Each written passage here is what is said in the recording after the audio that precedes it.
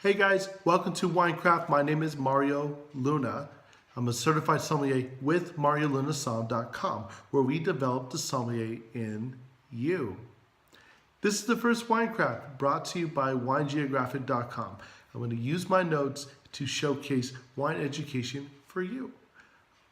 I've been studying wine for about 7 years, and I'm studying to become a master sommelier. And it needs so many hours of studying and thought, processing information, and handling these situations in a pressured format. So what better way to showcase this, my lifestyle, and show it to you.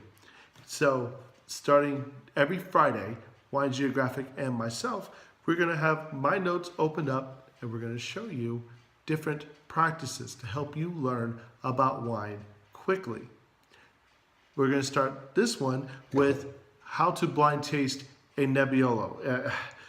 If you've never had a Nebbiolo before, I'll walk you through real fast. So like you smell the wine glass, you swirl, you smell, right away you usually get plum, raspberry, and then you get that tar, leather, rose petal, mushroom, like truffle.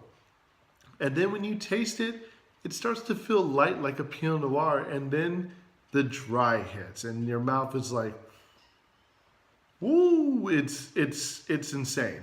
So, but how do we get to the point of figuring out how to blind taste it? Well, I want to showcase to you how I do that by finding only 3 things. Let me open up my notes. Let's get started. All right, so let's get more in depth into what Nebbiolo is. So when you look at the wine glass and you look at that pretty color, this is what a standard wine looks like. Usually it's like garnet to like a ruby to a maroon color, and then it gets a little deep in the middle. But Nebbiolo's, what makes it different, one of the 3 biggest indicators to show you the wine is a Nebbiolo is by looking at the rim, the little, right on the edge, it's orange. So it has a little bit of like a ruby color, and then it just segues into an orange rim. It's beautiful. I mean, that's how you can tell when you start deducing down like sommeliers do. And to give you an idea, once you see that orange rim, you automatically think it's these varietals: Nebbiolo, Tempranillo, Sangiovese, Merlot, and Garnacha from Spain. Just something to keep in mind of. All right, next, when you are tasting the wine, you are tasting that bright, high acidity. You feel it instantaneously. Your mouth starts salivating. It's beautiful, but it could be a little bright. And also, the wine is dry, full tannins.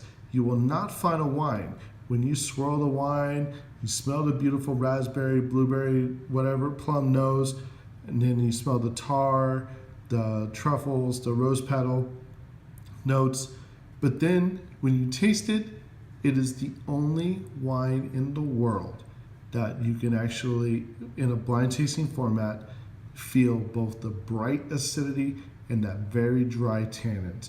Why? It's just a genetics. That's all it is. So to give you an idea of how to blind taste a Nebbiolo, you first find the bright, high acidity, then you find the full, dry tannins that hurt. But if you're like me, a masochist, it's great.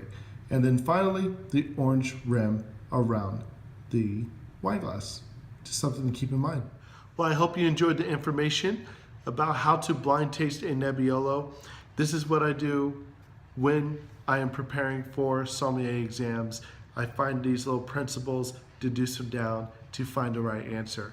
And every Friday, you'll get the opportunity to see how I study with the notes.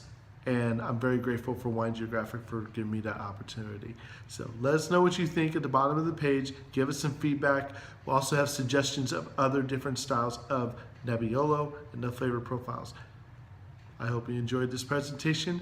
You'll be seeing a lot more of me in the future every Friday. See you next week.